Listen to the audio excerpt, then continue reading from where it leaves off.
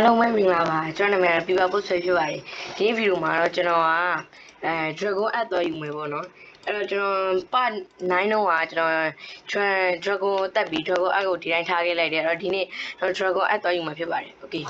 အဲ့တော့ကျွန်တော် Dragon App ကိုဘယ်လိုယူရမလဲဆိုတော့ကျွန်တော်သိတယ်ဟိုဘယ်မှာတော့ကျွန်တော်ဒီဘက်ကကျွန်တော်မနေ့ကpart 9နဲ့ရေးလိုက်ပြီးတော့ဒီဘက်ကျန်တော့တယ်โอเคဝေးချိန်မယ်ချိန်မယ်ချိန်မယ်ဝေးဒါရိတ်တာတော်တော်ကြာတယ်ပေါ့နော်ကျွန်တော်ပတ်ပြီးချိန်နေရရိတ်โอเคကျွန်တော် chest လေးပြေးတော့မယ်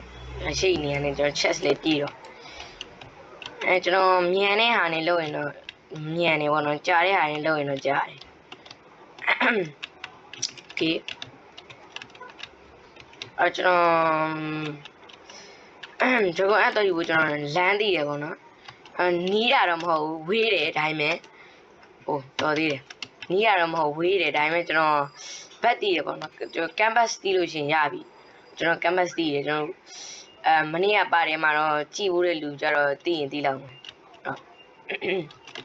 ဟုတ်ဒီဟာကြီးလိုက်ကောင်း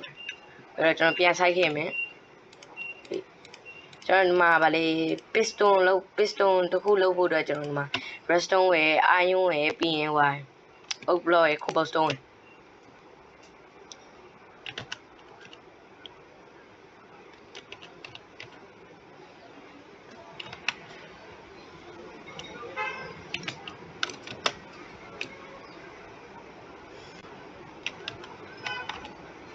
ဒီကုန်းဝိုင်းနောက်တစ်ခုဒါစိုက်တယ်တော်တော်ကြာတယ်ပေါ့နော်โอเคဒီမှာတစ်ခုကျန်တယ်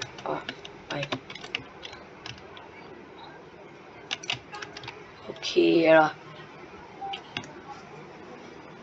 ဒါစိုက်တာတော်တော်ကြာတယ်ဒါတော့မှကျွန်တော်ဟိုကလောက်ထားတာ mouse ကိုဖိထားတာဒီတော့ဟာကုန်းဝိုင်းဒါလေးကိုကျွန်တော် stack လောက်ဖြစ်ခေတော့ကျွန်တော်ပြီးတော့မယ်no bro လောက်ပါကွာကျွန်တော်ပါလာတော့သေးလို့โอเคဒီတော့ပြီးပြီကျွန်တော်သွားမယ်နေတယ်ကွာโอเคကျွန်တော် chest ထဲမှာတော့ထည့်လိုက်အောင်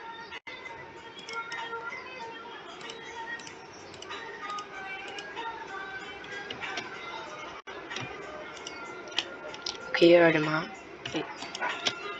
ဒီမှာပြေးသွားပြီဆိုတော့ဒါတစ်ခုထည့်မယ်โอเคလို့ရှင်တစ်ခုပြီးဒါတစ်ခုကြရပြီโอเคကျွန်တော် piston တစ်ခုတော့ဒီမှာလက်ထဲမှာတစ်ခုကျန်ပြီရပြီကျွန်တော် piston သွားလုံးမယ်ကျွန်တော်ဒီဘက်ကိုသွားရမှာအားလုံးပဲမှတ်မိကြတယ်ကျွန်တော်တောင်ကြီးမှာဖြတ်လာကျွန်တော်ဒီကနေပဲတွေ့ရအဲ့တော့ wait ကျွန်တော် piston လုပ်ဖို့ crafting တည်ပဲpiston wait piston လို့ရိုက်လိုက်ပြီးဒီမှာပေါ်လာတယ်အဲ့ဒါလိုတယ်โอเคရပြီအဲ့ဒါကျွန်တော်တော့ယူလို့ရโอเคအဲ့ကျွန်တော်တော့ယူမယ်ဒီကျွန်တော်ဓာတ်တွေအစင်တည်း sort โอเคရပြီအဲ့တော့သွားမယ်ကျွန်တော်အစားအစာတွေပါပါတယ်ဒီကိုကျွန်တော်အိမ်ကိုပြန်ရရင်တော့ကျွန်တော်ညကတော့မောင်နေလောက်မှာပြေးလေရဒီအကျွန်တော်မဟိုးနာတိုက်ကြီးကျွန်တော်လမ်းတည်တယ်ကျွန်တော်ရွာလဲကျွန်တော်တွေ့တယ်ပေါ့နော်ရွာတစ်ခုလဲကျွန်တော်တွေ့တယ်အဲ့ကိုပဲစားရသွားရမယ်ကျွန်တော်ကတော့လမ်းအတီးသွားဆိုတော့ AC ဖြစ်သွားပြီအဲ့ဒီအန်ကိုသွားပြီကျွန်တော်တွားယူပြီးတော့အလားစင်ပဲပေါ့နော်ကျွန်တော်အလားစင်နဲ့ညီကျွန်တော်တည်တယ်လို့စင်လဲဆိုတော့museum လို့ပုံစံပေါ့ဒီအဓိကဥကြီးလို့တကယ်အဓိကဥဖြစ်တယ်အဲ့ဒါကြီးပေါ့အဲ့လိုမျိုးစင်ဝေးဒီဘက်နော်ဒီဘက်သွား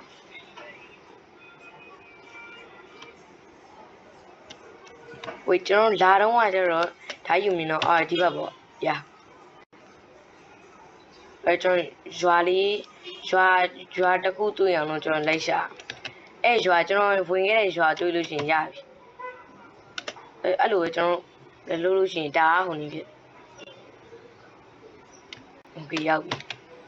မရှိပြီတော့တွေ့တယ် ကျွန်တော်လမ်းတော့မှတ်မိပါသေးလို့ဆိုတော့မော် desert ဟို what အမီးပဲဒီလမ်းဟုတ်လားမသိဘူးဒီကျွန်တော်မသိဒီလမ်းလားကျွန်တော်ဖြတ်လာတော့ဓာရီမရောက်ခဲ့ဘူးလေ okay wait ကျွန်တော်ဒီဘက်သွားဆိုအော်ဒီနားလားကျွန်တော်ဒီဘက်သွားဟိုမှာကျွန်တော်တောင်ယူလမ်းမြင်နေရပြီဆိုပြောဒီဘက်သွားကျွန်တော်အဲ့ရယူလာဖို့မိပါကျွန်တော် ship နဲ့တက်လိုက်အဲ့ရလောက်ဖို့တော့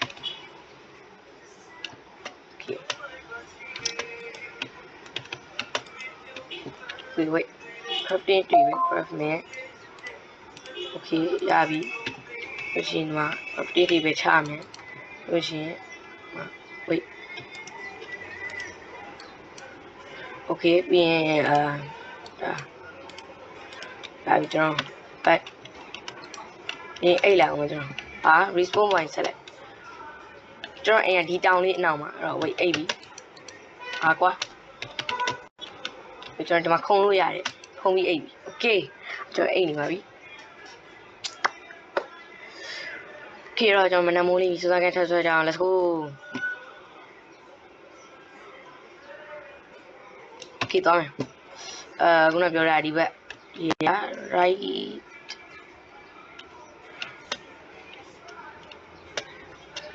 ဒီဘက်လား wait what ဒီတောင်းนี่ကျွန်တော်ဖြတ်ရတယ်နော် okay ဒီမှာဆိုတော့ဒီဟာကျွန်တော်တွေ့ရဆိုတော့ကျွန်တော်ဒီဘက်ကလာတာထင်တယ် okay ဖြေတော့ကျွန်တော်ဒီ end ကိုတော့ရောက်ပြီ what ဟို anapro ကျွန်တော်ဟိုတစ်ခေါက်ကသွားတော့ချခဲ့ရလားမသိ okay wow okay အဲ့တော့ကျွန်တော်ဒီမှာဒီအောက်တော့ရောက်လာပြီကျွန်တော်ဒီမှာ iron နေတွေ့လို့ iron နေတူးလိုက်ပါတယ်ဝေး iron အောက်ကြရဒီမှာနေရှိသေးတယ် okay ကျွန်တော်ဟိုဘက်မှာလည်း iron နေရှိသေးတယ်ကျွန်တော်ပြီးဟိုတော်သေးတယ်မပြုတ်ကြလို့ okay အဲ့တော့ကျွန်တော်ဟိုဘက်မှာ iron ရှိသေးတယ်ပေါ့နော်iron ကိုလည်းကျွန်တော်တွက်ယူမယ် okay အခုတော့ဒီမှာ iron နေရပြီဒီမှာ redstone ကပြီးမှပဲယူလို့မယ် okay အဲ့တော့ကျွန်တော်ဒီဟိုလိုသွားလို့မရအောင်ကျွန်တော်တိုးဝလိုက်မယ်ဟိုလိုသွားလို့ရှိရင်ပြုတ်ကြပြီကျွန်တော်သေးနေအောင်မယ် water bucket ကချလို့မရဘူးဖြစ်နေဘာလို့ဟိုကပါတယ်အမှန်တော့လေမသိဘူး okay မကူဒါလည်းကျွန်တော်ကူးလဲမိုင်းပါလဲရှုပ် what new receipt okay အဲ့တော့ထက်လုံးမယ်ကျွန်တော်ရောက်ပြီ wait ဘာရန်စာနေကျွန်တော်ဒီချက်စီထဲမှာပါရှိ okay set တော့ကျွန်တော်မှာ set တော့တခုတော့ရှိတယ်ဒါမှရပါတယ်ကျွန်တော်ယူသွားလိုက်ဘုံရပြီပြီးရင်ကျွန်တော်ဓာလေးယူမယ်ပြီးရင်ဓာလေးယူလိုက် okay ရပြီပြီးကျွန်တော်ဟိုအောင်လိုက်ရှာမယ်ဒီ end ကိုသွားမယ်လေးကရေတွေအများကြီးထွက်ကြနေပိတ်လိုက်အောင်ဓာလေးကိုရေတွေထွက်ကြနေလေပိတ်လိုက်okay ရပြီကျွန်တော်ဟိုပဲကြည့်ကြတော့ကေတော့ဒီဟာလားမသိဘူးကေတော့ကျွန်တော်သွားယူပါမယ်အားလုံးပဲကျွန်တော် app ကိုသွားယူမယ်ပေါ့နော် sco ဟုတ်ပြုတ်ကြapp ကိုသွားယူမယ်ဆိုတော့ကျွန်တော်ဒီရောက်ပြီ okay ရောက်ကတော့ Ender Dragon ကြီးမရှိတော့ဘူးတော့ဘာစိတ်ပြူစရာမလိုတော့ဘူးအဲ့တော့ Enderman နေလေးကိုလည်းမကြည့်စရာမလိုဘူးအဲ့တော့စေးပေါ့ဟုတ်တယ်မလား okay Enderman နေသူကသူနေနေကျွန်တော်လည်းသူကသူနေနေမယ် okay တော့ဟိုမှာပေါ့နော်အဲ့ကအပေါ်လေးမှာအဲ့တော့ကျွန်တော်လုံနီးတည်တယ်ဝေးဒီလိုမျိုးလေးပြုတ်ကြအောင်နော် okay ဒီလိုပြုတ်ရှင်ဒီလို okay ရပြီပြီးရင်ကျွန်တော်တို့ဘယ်လိုလုပ်မလဲဆိုတော့ wait wow နောက်မှာထားမယ်ပြီးလို့ရှိရင်ကျွန်တော်ဥကိုတွက်လိုက် okay ဒီလိုလေးကြည့်ရပြီကျွန်တော် lever မပါလာဘူးလားမသိရရကျွန်တော် lever ဘယ်လိုလုပ်ရမှာ lever ကြီးလွယ်လွယ်လေးပါပဲကျွန်တော် stone တော့မရှိwait ကျွန်တော်တခုခုလေးရအောင်လုပ်လိုက်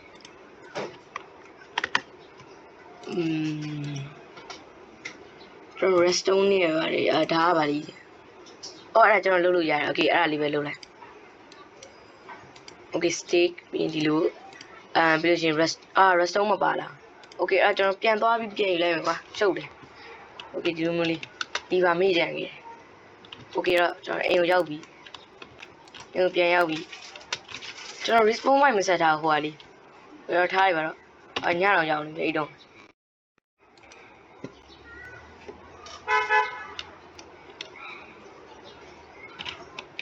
โอเคတော့ကျွန်တော် wait ဟိုဟာလေးပဲရောက်သွားတယ်မသိ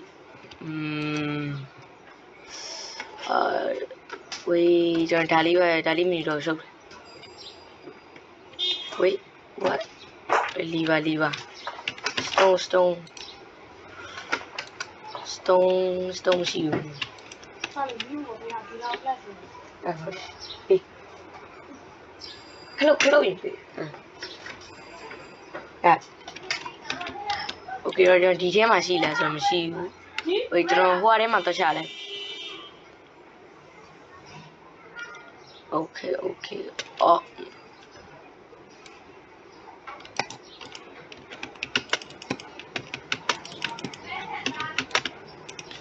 အထီးဟာဟိုဒီလေသာတွေတော့ရတယ်လေသာတွေနဲ့ဘာလုပ်အောင်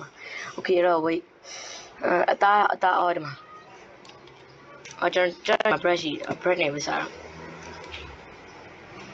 โอเคတော့ကျွန်တော်သုံးယူလိုက်အောင်အော် no တော်သေးတယ်ကွာဒါကြီးက safety ဖြစ်နေတယ် wait diamond iron deep sea stone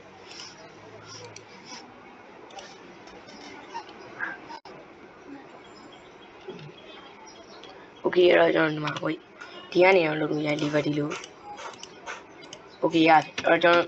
ဒီ end ကိုသွားရမယ်โอเคအဲ့တော့အားလုံးပဲကျွန်တော်ဒီမှာပြန်ရပြီကောနော်ဒီမှာ lever လေးပြန်ယူလာတယ်အဲ့တော့ဝင်မယ် let's go โอเคလမ်းမှာခွေးတွေပါတွေတွေ့လို့ရှိရင်ကျွန်တော်ဒီမှာဖုံးနေအောင်တော့ကျွန်တော်လုပ်ပြီအဲ့တော့အခုငကားဥတွေ့ယူလိုက်အောင်ငကားဥကိုဘလို့လာစင်ကောင်းမလဲ obsidian နေတာထဲမှာလာစင်နေတာထဲမှာလာမစင်တော့โอเคအဲ့တော့ဒီမှာတက်မယ်โอเคရောက်ပြီဒီပါဒီမှာထားမယ်ဟေးမဟိုဟာလေးဒီမှာဒီဟာလေးဒီဘက်မှာထားလိုက်โอเคရပြီဒီမျိုးလေးဥကိုဘေးမကန်အောင်လို့ဒီလိုမျိုးတက်ထည့်လိုက်ဥsorry wait ရပြီကျွန်တော်ဒီဘက်တွေတော့မလုပ်တော့ဘူး wait ဒီပါလူဒီလိုပြီ let's go ဟိုပါကျိုးသွား okay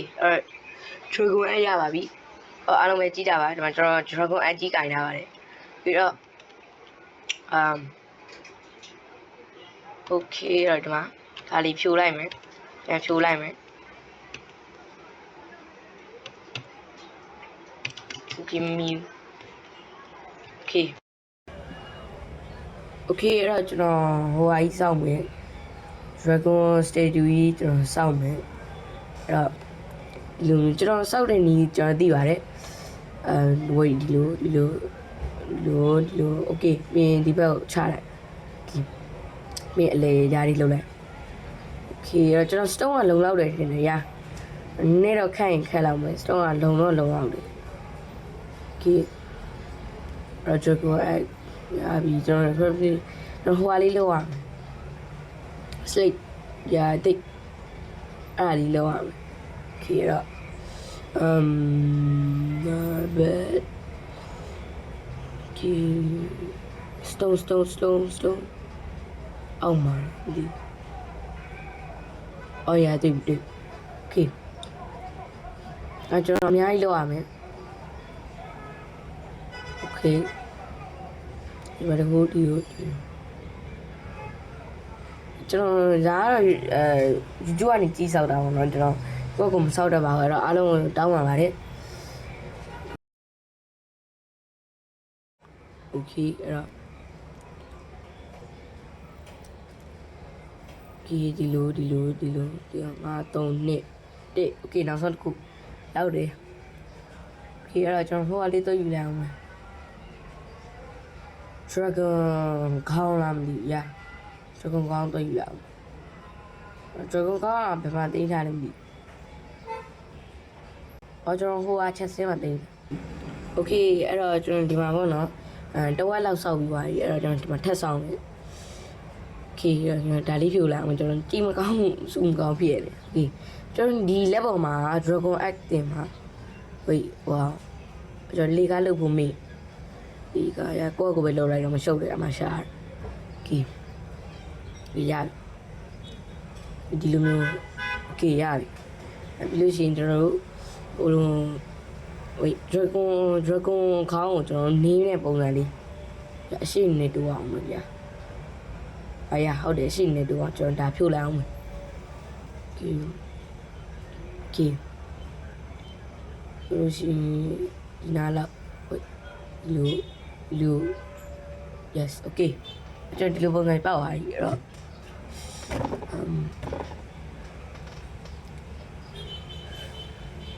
okay so ကျွန်တော်နင်းတာဘယ်လိုလုပ်ရင်ကောင်းလဲဒီလိုပဲလုပ်လိုက်မယ်နော် wait what ကျွန်တော်နောက်တစ်ချက်ဆောင်းလာလားမသိဒီမှာဝိုင်းအဲဒီလိုပြီးရင်ဟိုကနေနဲ့ပုံစံလေးโอเคပြီးကျွန်တော်ဟိုထပ်ထည့်ရအောင်မလားမသိဒါကျွန်တော်ဒါကတော့မသိလဲတာပေါ့လဲတဲ့ပုံစံကြီးကြအဲ့ဟိုအနောက်ထပ်ထည့်လိုက်အောင်ဒီလိုလေး wait yeah okay ရပါပြီးရင်အပေါ်မှာဆုံးရခီမိုက်တယ်ခီဝိတ်ခေါင်းလောက်အောင်လူခေါင်းကတော့တိတ်ပြီးမကြီးတော့ကျွန်တော်3တောက်ပဲလုပ်လိုက်โอเคဝိတ်ရတယ်ဒီလိုဒီကျွန်တော်အောက်ဖက်လေးအလူထက်လုံးပြီးနောက်ဒီလူ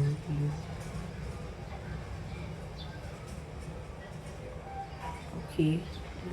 လူโอเคကျွန်တော်ဒါပြီးလို့ရှိရင်ဒီ studio တွေကတော့တော်တော်လာလောက်မယ်ဒီမှာခုတ်စလိုက်shit โอเคကျွန်တော်ဒီမှာ studio လေးကတော့ပြီးသွားပြီကျွန်တော်ဒီဘက်6လောက်ဖို့ပဲကြံတော့ဟဲ့6လေးလောက်ဖို့ပဲကြံတော့တယ်ဒါရကျွန်တော်ဟို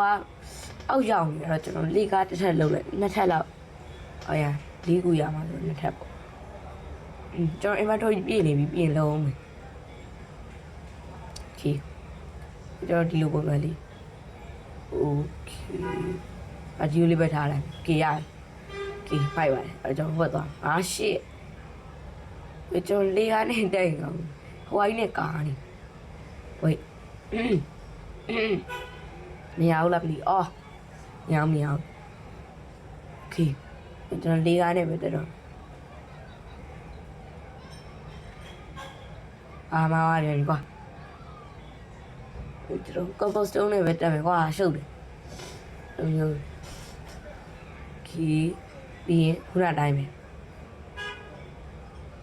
ဒီလေးရအိုးဒီကကြည့်မကောင်းတော့ဝေကျွန်တော်ဟိုလေးဖြတ်လိုက်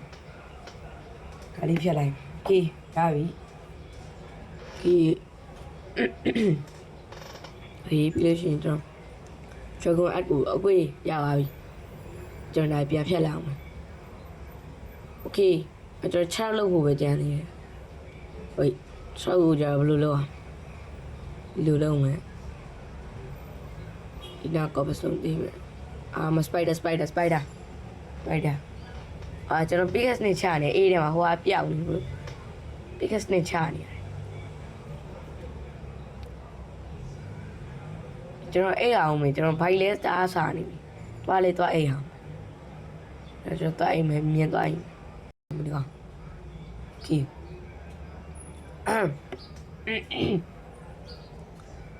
ကျွန်တော်ဘေးကနေဒီလိုရှိထိုင်နေတဲ့ပုံကြီးမို့လို့လေကဟိုကလည်းမရှိဘူးနေဟိုကျွန်တော်ဟိုလိုလေးလှုပ်လိုက်ဟိုလိုပဲပြန်လှုပ်လိုက်မယ်ရှုပ်နီးလောင်နေရောရပြီဒီကျွန်တော်ဒီကျွန်တော်လို့ပုံစံနဲ့ဒီလိုပြီး Okay ပြင်အောင်ပါ Okay what ကျွန်တော်ဟာဟိုအိုင်းနဲ့တူပါကြီးဟို what the ကျွန်တော်ဟာထိုင်နေတဲ့ပုံကြီးနဲ့တူပါကြီးဒါပေမဲ့အရှိကနေကြည့်ရင်လှပါတယ်ရဘာမှဖြစ်ပါဘူး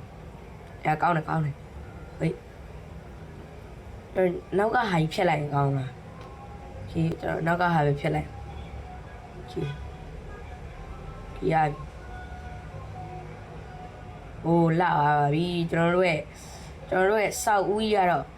တော်လေးကိုမိုက်ပါပဲအဲ့တော့အားလုံးပဲ like and subscribe အဲ့တော့ကျွန်တော် channel လေးကိုကြည့်ရတဲ့အားလုံးကျေးဇူးတင်ပါတယ်ကျွန်တော်ဗီဒီယိုလေးကိုလည်း like and subscribe လေးလုပ်ခဲ့ပါဗျာအားလုံးပဲ see you ရာတာတာ bye bye